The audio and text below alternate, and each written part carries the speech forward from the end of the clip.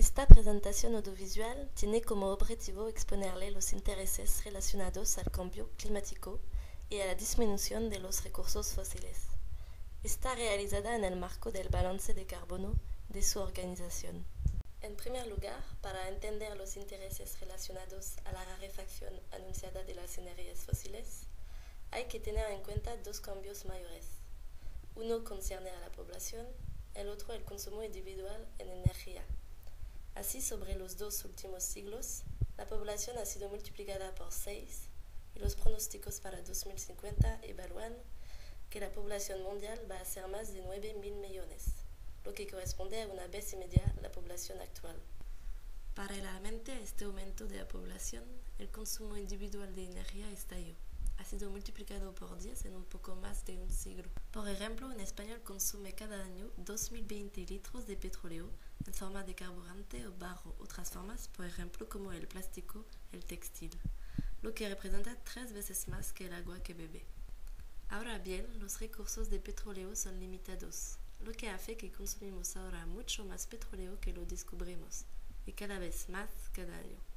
Vamos a alcanzar lo que se llama el peak oil, el punto más allá del cual la producción de petróleo va a disminuir. Esto explica una elevación de los precios del barril estos 10 últimos años.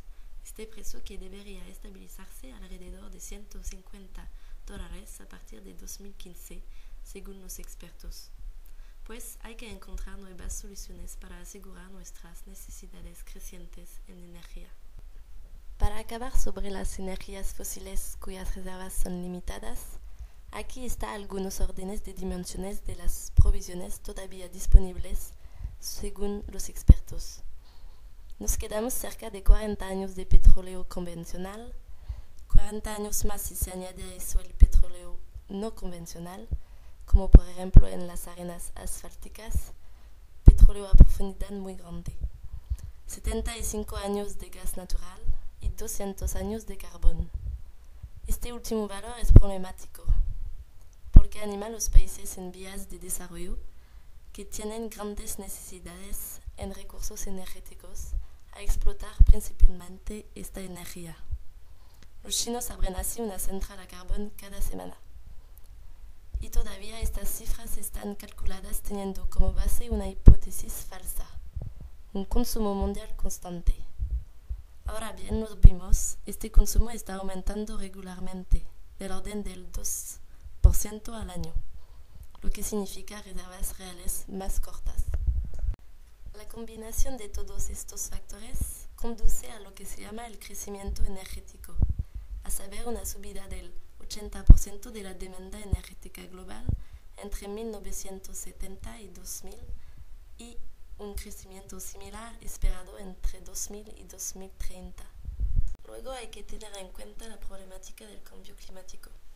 Desde centenas de millares de años el planeta tiene un clima relativamente estable. Este clima está directamente relacionado a lo que se llama el efecto invernadero, un fenómeno térmico natural. Este efecto invernadero proviene de la composición de la atmósfera, compuesta al 78% de nitrógeno, al 21% de oxígeno y menos de 1% de otros gases del que están los gases de efecto invernadero famosos, metano, dióxido de carbono, protóxido de nitrógeno para los más corrientes. Por fin, la estabilidad de la composición de la atmósfera está relacionada a los intercambios de gases a efecto invernadero naturales que se producen sobre la Tierra entre vegetales, océanos y atmósfera y que se equilibra perfectamente. El problema vino de actividades humanas desde la era industrial y en particular la combustión de energía fósil, deforestación y la utilización de productos químicos. Estos elementos vinieron para perturbar la composición de la atmósfera, aumentando de modo mínimo la parte de gas de efecto invernadero en la atmósfera. Sin embargo, las consecuencias de esta perturbación aparentemente menor son fuertes, ya que engendra lo que se llama el efecto invernadero adicional, la intensificación de este fenómeno que conduce al cambio climático. Desgraciadamente, el bucle no se para aquí, ya que a su turno el cambio climático vino para perturbar los intercambios de gases a efecto invernadero naturales, lo que conduce a lo que se llama comúnmente la aceleración de la máquina climática. Para entender un poco mejor el efecto invernadero, hay que saber que cada día la Tierra recibe una cantidad de energía considerable por parte del Sol bajo la forma de rayos de luz. Un tercio de esta energía solar está devuelta por la atmósfera, las superficies nevadas y los glaciares.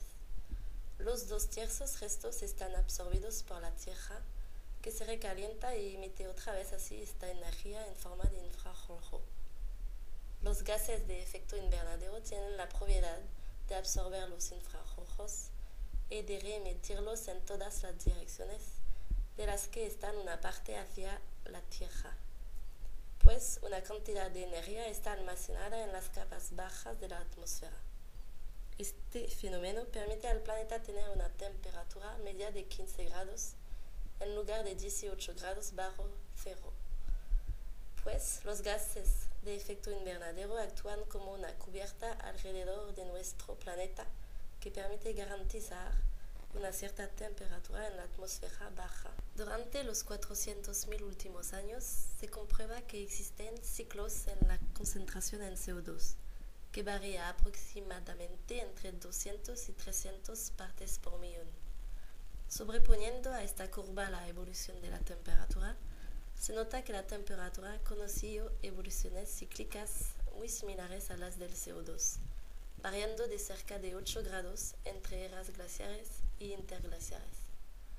La hipótesis más probable es que la concentración en CO2 tenga un efecto sobre la temperatura, que ella misma tendría un efecto retroactivo sobre la concentración en CO2.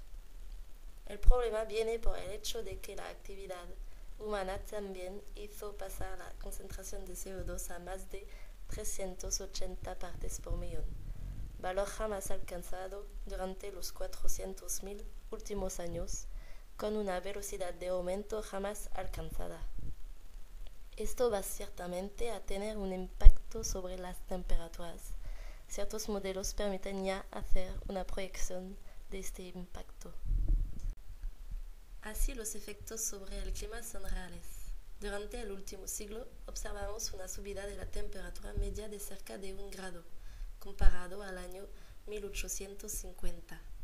Y según ciertos modelos se podría sufrir una subida de 3 a 4 grados en 2100, lo que nos haría alcanzar un historial más alto durante los 400.000 últimos años. Los análogos climáticos son otra manera de ver estas consecuencias.